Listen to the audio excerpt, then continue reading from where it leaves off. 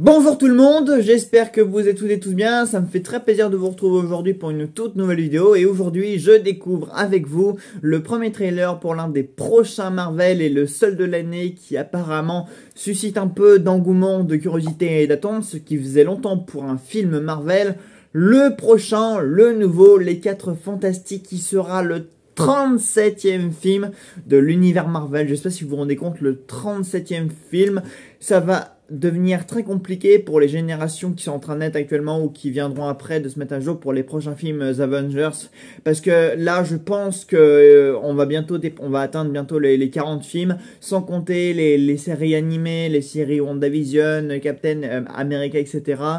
Ça va devenir très compliqué, vraiment. Enfin, moi, je m'estime déjà très heureux d'avoir réussi à suivre encore un petit peu Marvel depuis Endgame et même avant ça, parce que moi j'ai pris Marvel en cours de route et non pas comme certains depuis ses débuts en 2007-2008 et tout ça. Mais ouais, pour les générations futures, ça va devenir très compliqué de se mettre à jour et d'avoir absolument tout vu et d'avoir les rudiments en fait de l'univers, donc pour poursuivre et voir les nouveaux Marvel, etc. Donc ouais, ça va devenir compliqué. Avant toute chose, avant donc de poursuivre sur le trailer, etc., je voudrais juste dire une chose qui va peut-être me valoir quelques désabonnements, mais j'apprécie les deux premiers 4 Fantastiques, donc sortis en 2005 et 2007, donc qui étaient réalisés par Team Story, que ce soit le Surfeur d'Argent ou celui d'avant. Parce que voilà, en tout cas d'après mes souvenirs, parce que c'est vrai que ça fait longtemps que je les ai pas vus, mais les deux seuls visionnages que j'ai de ces films là, dans mes souvenirs c'était pas désagréable, c'était même plutôt des bons films. Bon, par contre le reboot qui était sorti en 2014 ou 2015 avec Miles Tyler, il me semble, ça par contre je n'avais pas accroché. Ce film là, effectivement, dans ma mémoire, c'était plutôt désagréable à voir. Mais en tout cas, les deux premiers films, si celui qu'on va avoir là cette année est un peu dans la même veine ou qui reprend un peu quelques codes de celui-là, enfin, j'ai entendu dire qu'ils allaient faire un truc complètement différent, qu'on allait être dans les années 70 qu'à 80 sur un rythme très très futuriste et tout ça. Donc bon, a priori, ça devrait pas vraiment reprendre ce qui a été fait avant, ce qui n'est pas mauvais, mais en tout cas moi j'apprécie ces deux films là, voilà. Ils sont assez sous-estimés dans les adaptations de super-héros et même dans l'univers Marvel, mais moi je les aime bien ces films là, vraiment je trouve que c'est des films divertissants, qui fonctionnent bien, enfin la troupe en tout cas qu'on a là-dedans fonctionne bien, que ce soit Chris Evans, Jessica Alba, je sais plus qui jouait l'homme torche et tout ça, mais bref, en tout cas le casting pour moi fonctionnait bien, l'équipe qui formait fonctionnait bien. Et voilà, on avait déjà Chris Evans d'ailleurs dans ces deux premières adaptations, juste avant qu'il fasse Steve Rogers. Là encore, je plains les générations futures parce que quand ils vont devoir comprendre que du coup il y a une nouvelle adaptation des 4 Fantastiques, mais que du coup dans la précédente il y avait Steve Rogers qui après du coup a intégré le MCU, sachant après qu'ils vont aussi découvrir le multiverse. Ils vont vraiment avoir du mal à capter Marvel, hein, les générations futures, hein. Vraiment, s'il y en a qui commencent à tomber sur ma vidéo, voilà, s'il y a des petits jeunes qui tombent sur mes vidéos, accrochez-vous, ça va aller. Vous allez comprendre ce qui se passe dans Marvel avec les connexions interdimensionnelles et tout ça. Parce que même pour moi, des fois, c'est compliqué. Le seul truc qui me fait peur, en fait, avec cette adaptation-là, c'est que c'est réalisé par Matt Shulkin. Bon, ça, je l'ai spécifié en début de vidéo. Mais il a pratiquement rien fait pour le cinéma. Et bon, alors, même si chez Marvel, il y a beaucoup de yes man et de mecs qui avaient juste fait un film ou une série, ce qui est le cas de ce mec-là, du coup, qui avait juste produit et officié donc sur quelques épisodes de WandaVision, qui est pour moi une très bonne série, et j'en avais parlé quand c'était sorti. Mais de préférence, vu le nombre de tâcherons qu'on s'est tapé sur d'innombrables films Marvel, que ce soit les frères Russo, Josh Whedon, John Watts dernièrement, etc. J'aimerais bien qu'on ait des réalisateurs, enfin des mecs qui savent vraiment manier une caméra, des metteurs en scène avec une patte, avec une personnalité, comme on avait eu sur Doctor Strange. On voit la différence que ça fait quand il y a des mecs qui sont embauchés pour respecter juste un cahier des charges sans rien mettre d'eux dans le film, et quand c'est vraiment un auteur, quand c'est vraiment un réal qui sait de quoi il parle et qui, voilà quoi. Vous voyez juste Doctor Strange 1 et Doctor Strange 2, voilà, c'est par deux réals différents, mais c'est deux réals qui ont une vision des choses. Enfin, pour moi c'est quand même problématique. Vous voyez même aussi le premier Thor par Kenneth Branagh, il y a quand même un truc en plus par rapport aux Marvel qui eux sont mis en scène par des metteurs en scène dont personne ne retient le nom, mais juste un film numériquement désagréable. Donc là je vous avoue que ça me fait un peu peur, mais bref. On va découvrir ensemble ce petit trailer parce que là du coup ça fait déjà 5 minutes que je parle et puis on en parle juste après. 3, 2, 1, c'est parti. Bienvenue dans le Baxter Building. Nous tenons à dîner en famille toutes les semaines. Chaque dimanche, quoi qu'il arrive, à 19h tapante, nous sommes tous réunis. Ok, effectivement, on part sur un truc assez rétro-futuriste. Permets-moi d'en juger par moi-même. Oh oui. Oh, les designs ne sont pas dégueulasses hein, pour l'homme torche. Même les costumes et tout, j'aime bien ce que ça rend à l'écran. Une ou deux bouteilles. Pas parce que c'est pas bon, c'est juste pour relever un peu le goût, ok? Il sort en juillet du coup, ok. Avant notre première mission, tu ne pouvais pas te rendre invisible. Ben n'était pas en pierre. Le meilleur pilote de l'univers, ouais. Le plus canon en tout cas. Et Johnny ne s'enflammait jamais. Ben a toujours été un rock. Et Johnny, c'est Johnny. Salut! Je suis là avec toi. Quoi que la vie nous réserve. Ouais, alors, la musique de Michael Giacchino est quand même pas mal. On a de belles images. C'est...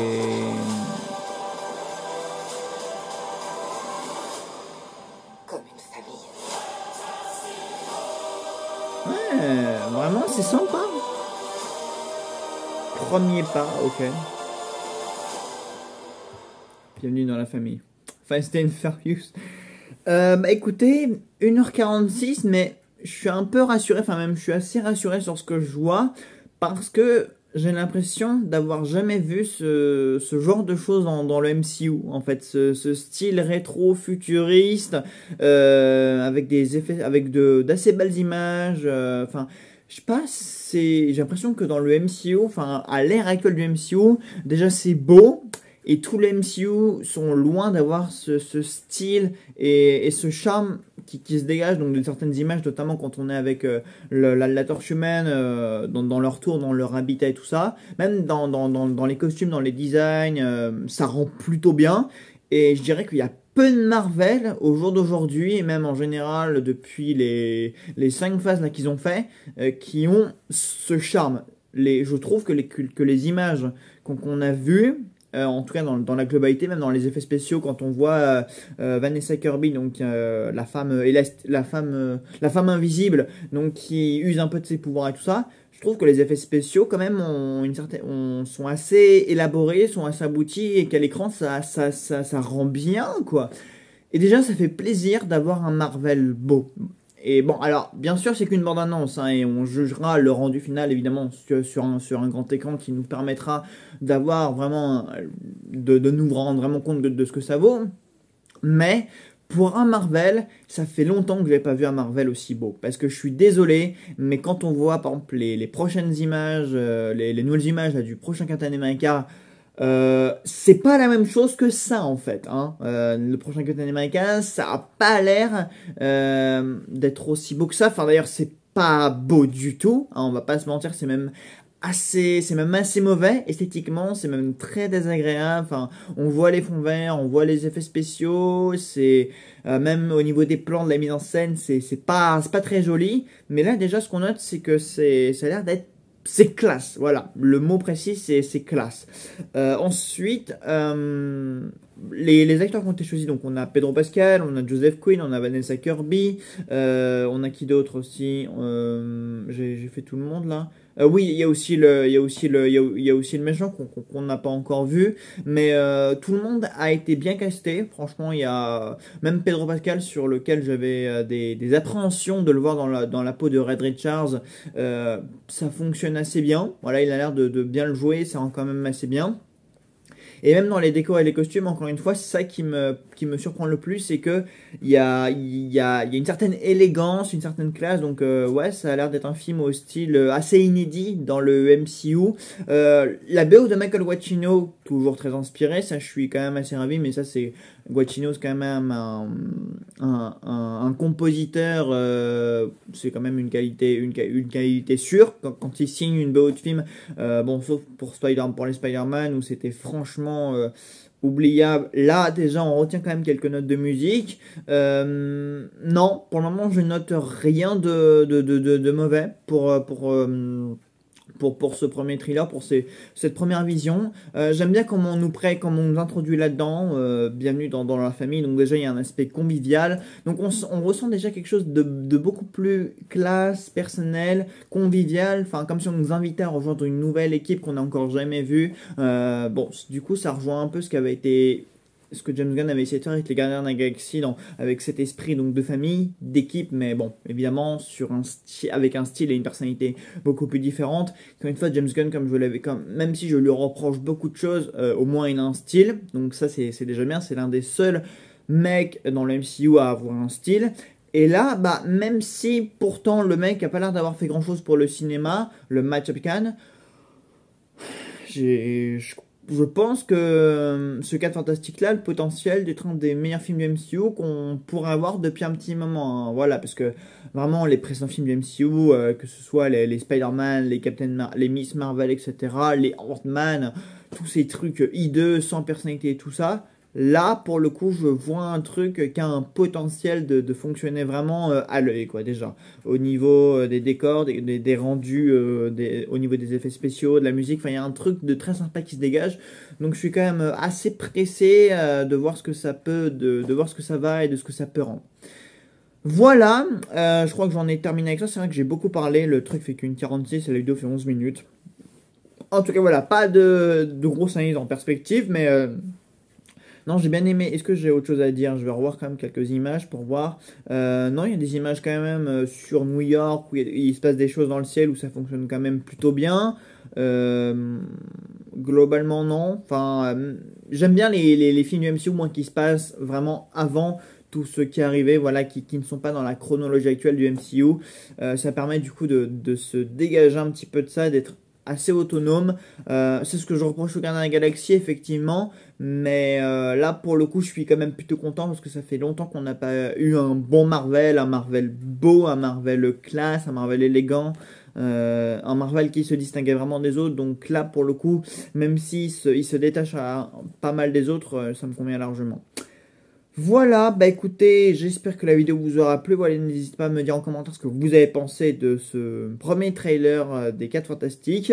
Je découvrirai peut-être avec vous aussi le nouveau trailer du nouveau Jurassic World, Rebels, avec Scarlett Johansson. On en reparlera dans la semaine. Dites-moi en commentaire si une réaction au trailer pour le prochain Destination Finale vous intéresse. Je demande ça comme ça, mais si vous voulez voir quelque chose là-dessus, bon, je peux la faire, il n'y a pas de problème. Et puis bah on se retrouve dans la semaine pour un des trailers qui est sorti, parce qu'il y a le Super Bowl en plus qui arrive cette nuit. Donc voilà, on aura l'occasion de reparler thriller et prochains films, etc., etc. Ciao tout le monde.